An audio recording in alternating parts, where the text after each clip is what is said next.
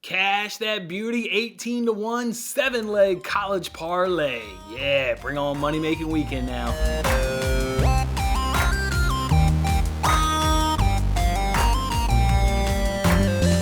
What's going on, everyone? It's the Friday edition here of Winning Bets. We're giving out free sports picks every single day. Thank you guys for kicking off your day with me here and kicking off your weekend with me here as well. I hope you guys just have a fantastic weekend. How about last night's action? How exciting was that? Woo! Loved it, loved it, loved it. Let's go ahead and talk about it. And then let's roll out the weekend slate of bets. We got some basketball bets tonight. We've got some additional soccer bets to go ahead and share with you guys. And then we've also got our NASCAR head-to-head bets this weekend for the Pennzoil 400. So let's jump into it. Yesterday was a really weird day. Started off with 2 losses. We took over 1.5 goals in that first half between Everton and Boreham, and just frustrated with that bet, really. I mean, Everton dominated the ball. They, dominated, possession. They took more of the shots, obviously, in the first half. I think they had 8 or 9 shots. Just couldn't get a whole lot of them on target. Just a frustrating performance overall from them. They ended up getting 2 goals, but they were both in the second half. So a 0-0 first half, unfortunately, sank that bet. And then Real Betis, team total over 1.5 goals. You guys have heard me, I'm really kicking myself in the ass for making that bet. You guys hear me talk about how second legs are really different, right? Because everything's changed, right? You go out in the first leg and you just play it and you try and set yourself up to proceed, to progress into the next round of whatever, tournament you're in. Betis was sitting really good, 2-1. They could have progressed with, 0-0, 1-1, 1-0, whatever kind of game. Well, it looked like that. It looked like that. They did nothing until the opponent got a goal. Then the aggregate was tied 2-2, and then they scored in the 80th minute, and then Betis got a quick goal with like 10 minutes later before the game ended to draw 1-1, but to win the aggregate 3-2, which is, I'm frustrated because I don't like second leg bets because of that. That's a team that did nothing because they had no motivation, and then once they needed a goal, they were able to get a goal within 10 minutes. If they wanted to get a goal, if they wanted to just play that game and get goals, we'd have easily cashed our team total. So I'm frustrated that I guess I got sucked into that bet and did something that's just outside of my normal behavior because I don't like second legs, and that's just a classic example of why I don't say second leg. So apologize for that one, guys. I'll take the L on that one. I apologize for that one. Then we lost our NBA play, over 216.5 in Pistons versus Raptors. Just fell one bucket short. I think the game ended at 214. Had a chance to go to overtime. It was 108, 105. Raptors, unfortunately, though, don't hit a game-tying 3. Then they get fouled, and then they make a free throw. They intentionally miss the second one, of course, and then they don't end up forcing overtime by making a bucket. So, and that one just came a little bit short, and that one certainly happens right there. But then we came through our 7-leg college basketball plus 1863. Ooh, that sucker cashed right there. And it was certainly chalky, right? I'm not going to make a big 7-leg parlay on a sport that I have no idea about, but it wasn't too chalky. My range was, I want to bet money lines, and I want to bet between 200 to 300. So therefore, you get comfortable favorites, but you get, good value too as well. So I did the research. Took me about an hour or so to kind of research those 7 games. Felt comfortable with those 7 winners.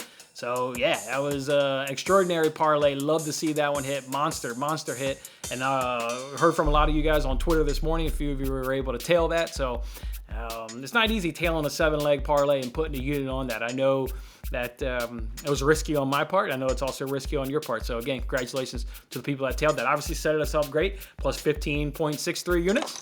And now up on the week at plus 15.40 units. Guys, feeling good, hit that like button. It's Friday, we're all feeling good. Hit that like button and let me know you're ready to have a big weekend with me. Okay, let's just go straight to the bets and let's do the NBA ones. I already shared both of these earlier this morning on Twitter. We're going to go ahead and do the Magic team total over 105.5 points at minus 120 at DraftKings. I now see that this is minus 115 at DraftKings, so if you haven't got it, go get it. You'll get a better value than me. Then the other one I gave out this morning earlier on Twitter is the Jazz Pelicans under 228.5 points at minus 105 at PointsBet. This is now 224. So if you did not get 228, do not go get 224 because I got the game scored at 222. That is obviously way too close to my comfort level to bet, an under or an over when you're only talking 2 points different. So I liked it at 228.5. That's what I bet. That's what I gave out this morning on Twitter. Love it. If you didn't get it, then maybe, take the tease number at 228, however much juice that's going to be, and maybe drop that in a parlay with something else. So I think 228.5 is a great parlay piece if you're getting it with a lot of juice.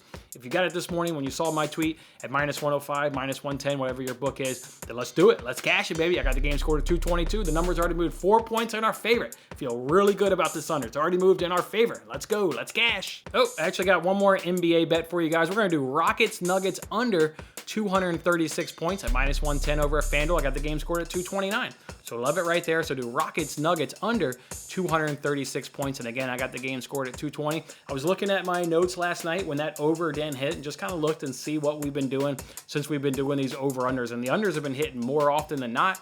I got thinking about that. Last night, you get the Pistons circle jerking a little bit there in the fourth quarter because they've got a nice little lead. You got the Raptors only jacking up 3-pointers because they're trying to claw back in that game. And that's just a recipe for a really low-scoring fourth quarter and the cash under. So that doesn't mean I only bet today's unders because of that. I just been looking at my data and been like, wow, we've been more successful with the unders. I'm going to still bet some overs, but I'm definitely like these unders. Obviously, we've got some good point discrepancy between my numbers and the sportsbook's numbers. But yeah, I like these unders. We'll obviously continue playing them, and I think we'll continue cashing more of these unders than not. So that's what we'll do today. We'll do that Magic team total over 105.5 points. We'll do under 228.5 points in Jazz versus Pelicans, and do under 236 points in Rockets versus Nuggets. All right, it's football time. Soccer, of course. Don't be crazy, everybody. Let's go ahead and roll out the weekend slate of bets. And again, I've got some additional bets to go ahead and give you for the first time. Let's go ahead and do the ones for today. That's what the first 4 of these are. The first 4 bets are today's game. I'm doing Sevilla team total over 1.5 goals at plus 148 over at BetRivers. I'm doing Sevilla halftime full-time plus 220 over at BetRivers for a half a unit. I'm doing Sevilla to score in both halves at plus 290 over at BetRivers for a half a unit. And then the other bet today is in the Bundesliga, Arminia versus Augsburg, both teams to score at minus 116 over at FanDuel. Let's talk about this Sevilla game first. Again, they should certainly win. They're in second place. Their opponent is in 19th place. Sevilla should definitely win the game. You can take the money line. The money line is right around even money, but you guys know I am not a money line bettor when it comes to soccer. I just do not like that the 3 outcomes, as opposed to like every other bet you make, when every other sport has 2 outcomes. You either go over or under per se. It's not you go over, under, or you can tie. I hate that in soccer. That's why I do not do money lines. I mean, look what happened the last time I gave you guys a money line. We took Tottenham over Burnley, and what happened?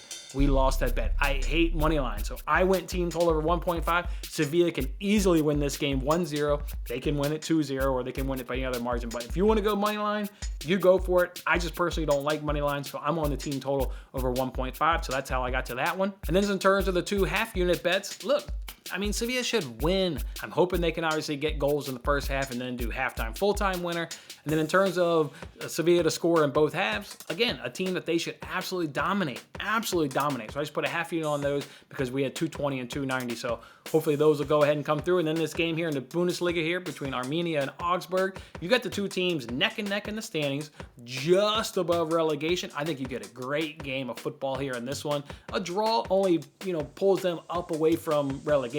I think one of these 2 teams want to really separate themselves because these 2 teams are right above the relegation point.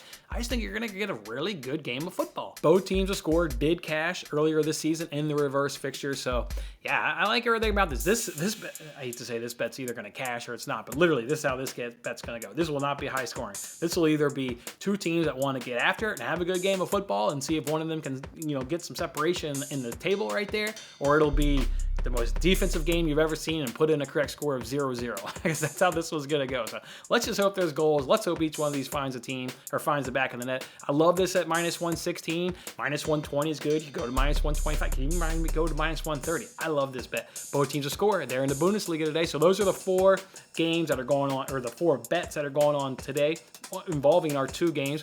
The next 2 are 2 bets that I gave out on Between the Posts there with Matt on Wednesday, doing Chelsea on the clean sheet at minus 106, and then doing Norwich, Brentford, both teams to score at minus 106. And if you want any explanation on those 2 bets, of course, go check out Between the Posts. And then the ones I gave yesterday, Leicester to score in both halves at plus 145.